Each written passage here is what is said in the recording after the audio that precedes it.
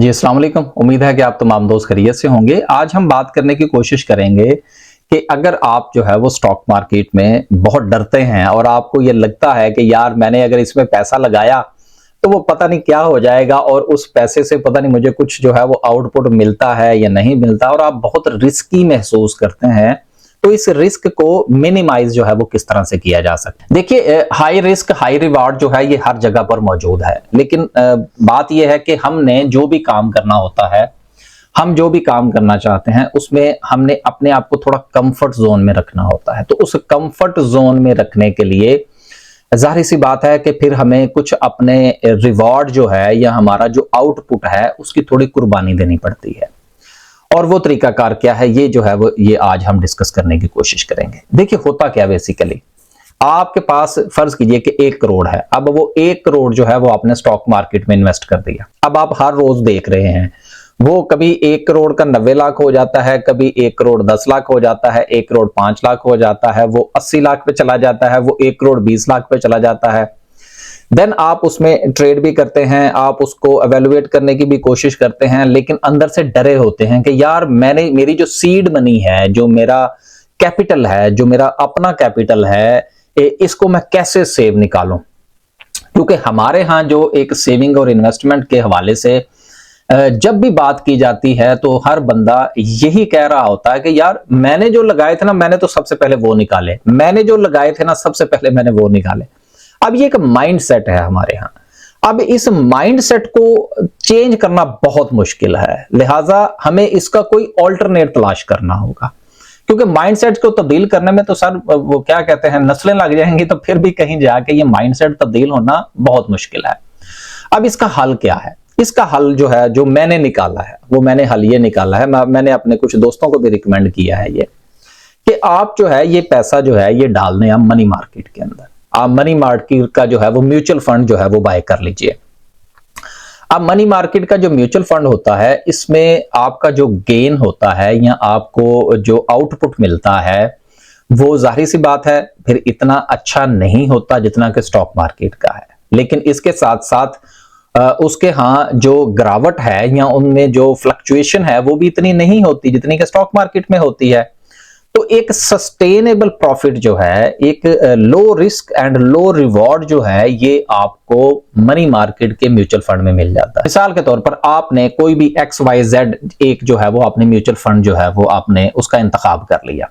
अब उसमें आपने 1 करोड़ जो है वो रख दिया। अब 1 करोड़ रखने के बाद वहां से जो आपको मंथली आउटपुट मिलता है, एक अंदाजे के मुताबिक आफ्टर टैक्स की बात कर रहा हूं, वो कोई 1,20,000, 1,15,000, 1,25,000, 1,30,000, मतलब जो मेरा एक्सपीरियंस रहा है वो 1 करोड़ के पीछे आपको 1,15,000 से लेकर 1,30,000 तक मंथली जो है वो आपको मिल जाता है। अब आप क्या करेंगे?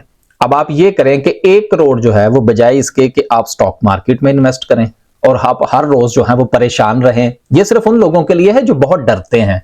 मैं बिल्कुल ये रिकमेंड नहीं कर रहा कि तमाम लोग जो हैं वो इस तरफ आ जाएं।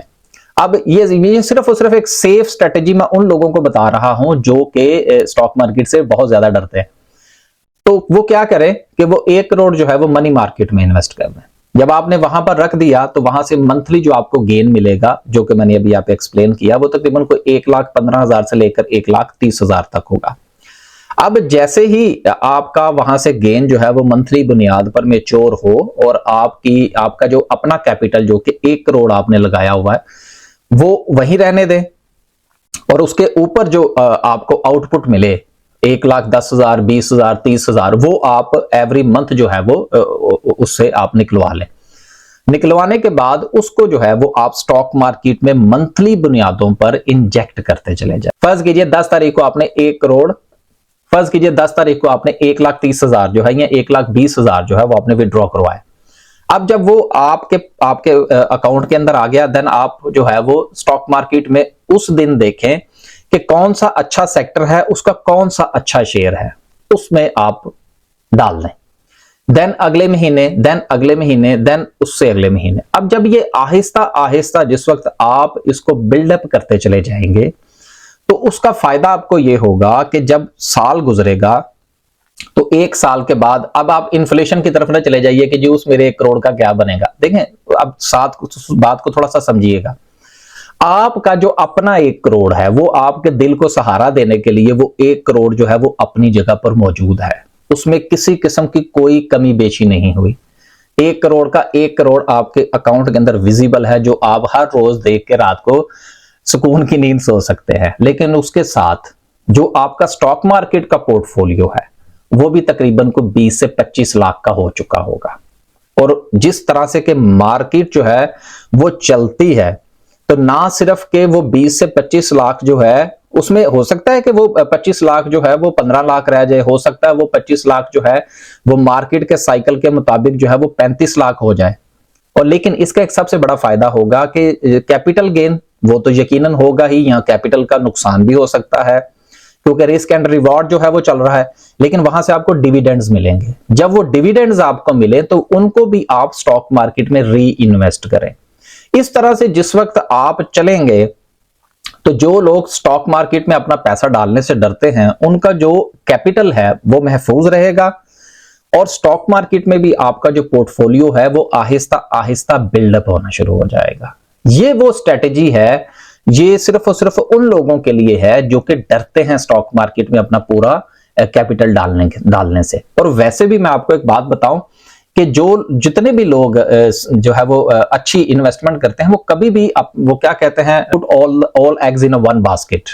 वो कभी भी अपना पैसा जो है वो एक बास्केट में नहीं रखते। मुख्तलिफ जो सेविंग और इन्वेस्टमेंट के जो इंस्ट्रूमेंट्स हैं उसमें वो इन्वेस्ट करते हैं। वो मनी मार्केट में भी जाते हैं, वो प्रॉपर्टी में भी जाते हैं, वो स्टॉक मार्केट में भी रहते हैं।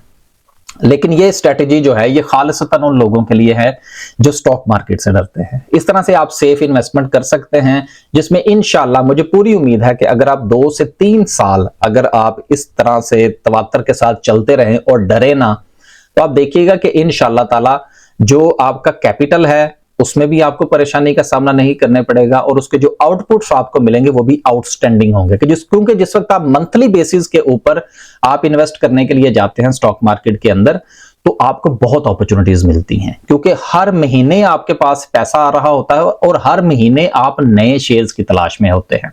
उसमें आप अपने पुराने शेयर्स का भी जायजा ले सकते हैं, अगर वो अच्छी प्राइस पर मौजूद हैं उसकी क्वांटिटी बढ़ा सकते हैं। लेकिन अगर वो एक अच्छा गेन दे चुके हैं देन आप किसी नए शिकार की तलाश में भी जा सकते हैं। तो उम्मीद है कि आज की इस वीडियो से कुछ थोड़ा जो है वो फायदा हुआ होगा कि अगर आप स्टॉक मार्केट से डरते हैं तो एक सेव इन्वेस्टमेंट जो स्टॉक मार्केट में वो किस तरह से हो सकती है। फीडबैक जरूर दीजिएगा। अब तक के लिए सिर्फ इतना ही, इंशाल्लाह एक नई वीडियो के साथ हाजिर होंगे।